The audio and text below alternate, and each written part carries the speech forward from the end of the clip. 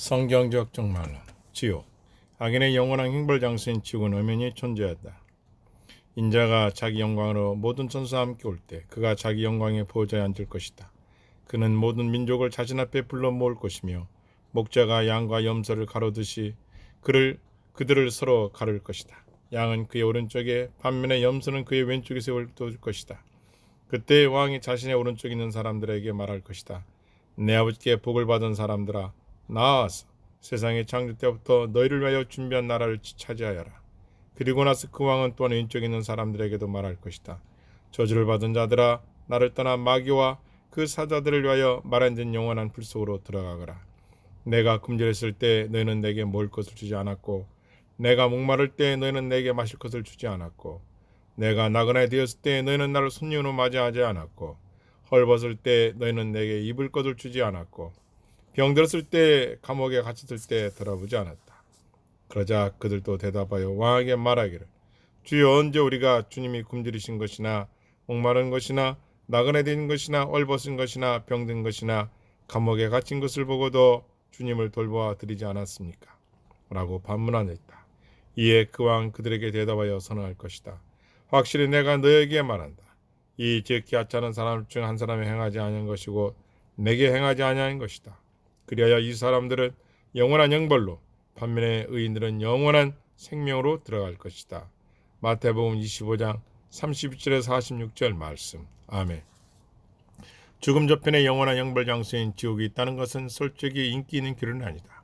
사람들은 거의 대부분 복을 믿지 않는 불신자라도 지옥보다 천국을 선호한다. 절망보다 소망을 갈구하기 때문이다. 그러나 지금도 지옥은 엄연히 존재한다. 전 인류 가운데 어떤 사람들은 안타깝게도 영육간의 무섭고도 두려운 형벌을 가감없이 액면 그대로 받을 수밖에 없다. 최종 심판의 판결 결과에 따라 그 지팡이 일환으로 악인은 장차 영원한 지옥 형벌을 받는다는 말이다. 성경은 사람의 최종 운명과 관련하여 전 인류를 두 종류의 사람으로 소개하고 있다. 곧 의인과 악인, 택자와 불택자, 구원받은 자와 멸망받을 자, 거듭난 자와 상수적인 범죄자, 그리고 천국인과 세속인 등이다. 전자는 영생을 얻고 천국에 들어가며 후자는 영벌을 받고 지옥에 들어가고 말 것이다. 그들은 즉 악인들은 영벌에, 반면에 의인들은 영생에 들어가리라. 마태복음 25장 46절 말씀. 아멘. 지옥의 실제성. 오늘날 거의 모든 불신자는 영원한 영벌 장소인 지옥을 좀처럼 믿으려 하지 않는다. 심지어 일부 기독교인들 중에도 지옥의 존재를 아예 부정하는 사람이 있다. 그들의 견해는 대표적으로 두 종류로 압축된다. 만인 구원론과 악인 멸절설이다.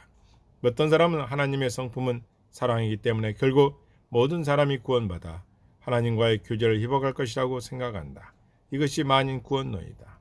아들은 하나님은 사랑이시라.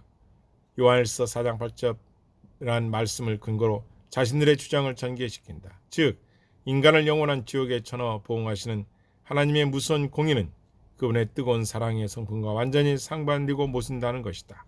그러나 공의가 없는 사랑은 단지 맹목적인 감상적인 사랑에 불과하다. 진정한 사랑은 공의를 배제하지 않는다. 오히려 공의가 밑바탕을 이루고 있는 것이다. 예수 그리스도의 십자가는 성부 하나님의 극진한 사랑의 표현이자 또한 성부 하나님의 엄격한 공의의 집행이었다.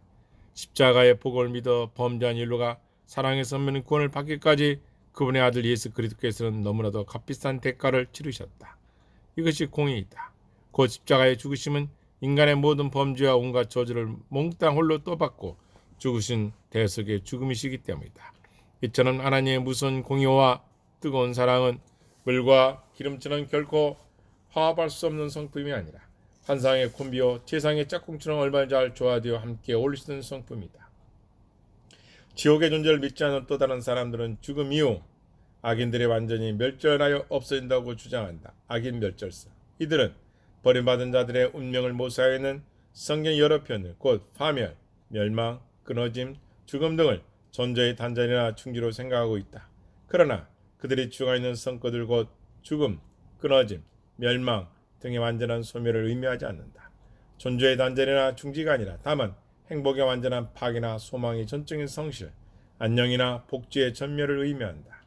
더구나 악인의 비참한 운명 상태를 서술하면서 종종 성경은 영원한이라는 문구를 사용하고 있다. 영원한 불, 영원한 형벌, 영원한 멸망 등이 그것이다.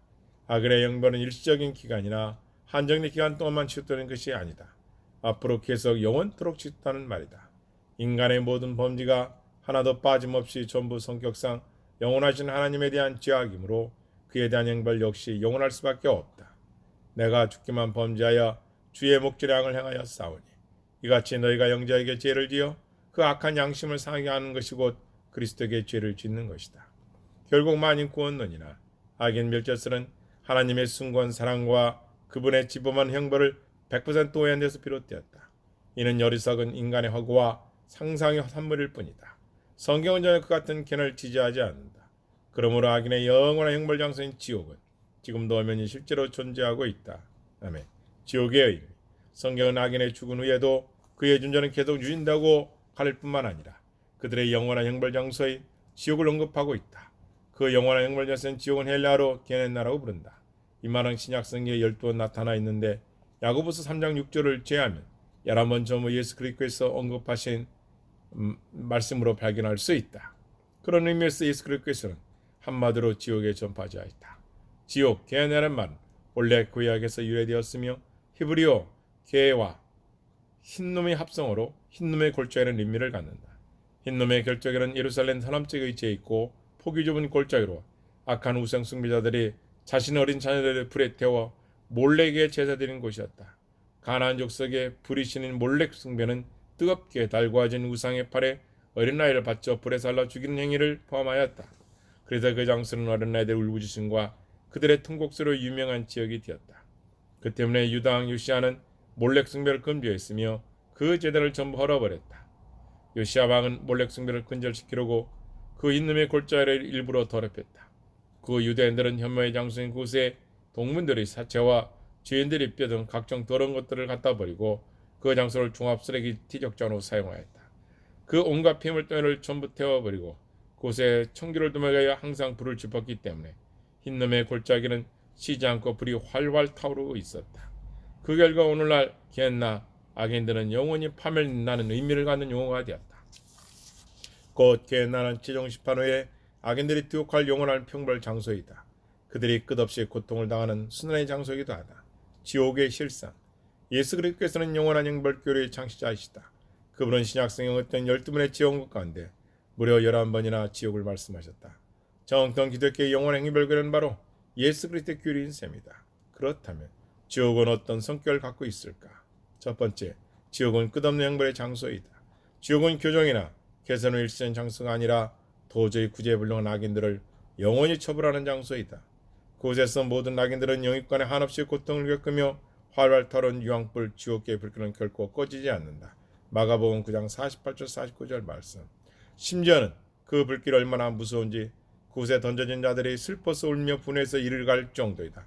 마태복음 13장 42절 말씀. 여기서 우는 것은 슬픔의 부르짖음을 의미한다. 이는 가는 까닭 역시 극도의 고통과 양심의 가책을 나타내는 말이다. 곧 자기 저주와 자기 해모 및 비참의 극치를 보여준다. 시온의 죄인들이 무수하며 불경건한 자들이 떨면서 말하기를 우리 중에 누가 삼키는 불과 함께 거하겠으며 우리 중에 누가 영원한 불과 함께 살 수 있겠느냐 했다. 이사야서 33장 14절 말씀. 두 번째, 지옥은 둘째 삶은 곧 하나님과의 영원한 분리를 의미한다. 바깥 어두운 데 쫓겨나거나 성 밖에 추방되거나 하나님의 면전에서 떠나는 것 등은 모두 지옥의 그 같은 성격인 영원한 분리를 잘 드러내주는 말이다. 아담이 희락의 동산 에덴에서 쫓겨났을 때부터 온갖 저주와 불행이 시작되었시 하나님을 멀리 떠난 자들은 이미 행복과 영광과 희락과 평안을 전부 상실하였다. 이들은 치정심판 이후 하나님과 어린 양이 계신 곳으로부터 점점 더 멀어져서 하나씩 추락하여 완전히 가라앉고 만다. 그래야 절대적 빈과 영원한 고립 상태에 빠졌어. 이를 말할 수 없는 슬픔과 재앙을 고스란히 당한다. 이런 자들은 주의 얼굴과 그의 힘의 영광을 떠나 영원한 멸망의 형벌을 받으리라. 데살로니가서 1장 9절 말씀. 세 번째, 지옥은 완전한 멸망의 장소이다. 멸망은 구원과 정면되는 개념으로 파멸과 형벌의 최종 상태를 말한다. 멸망하다, 헬라어로 아포레에는 구체적으로 두 가지 의미를 갖는다. 잊는다는 말과 멸하다는 의미이다. 전자의 상실의 의미는 예수님이 이른 농전, 이른 양에 비해서 발견할 수 있다. 하나님과의 정상적인 관계가 단절되고 그분과 멀리 떨어진 상태를 나타낸다. 이것은 신학적으로 영적 사망이라고 말과도 같은 의미이다. 후자의 멸망의 의미는 영원한 삶의 상식 곧 파멸과 멸망이라는 특별한 의미를 갖기도 한다. 이것이 사실 그들의 멸망의 증표요 반면에 너에게는 구원의 증표가 된다. 빌립보서 1장 28절. 멸망의 의미를 신학적으로 영원한 사망이라고 부른다. 이처럼 지옥은 구원과 영생 있는 모든 것을 잃고 그 상태가 영원히 지속되는 것을 의미한다. 네 번째, 지옥은 하나님의 무서운 저주와 진노가 집중 장소이다. 저주는 축복의 정방대 견해로 본래 최종 심판과 운명에 대한 마지막 판결이 두 가지 의미를 갖는다. 즉 심판장이신 하나님이 죄인에게 최종적으로 선하시는 판결과 관련 용어이다.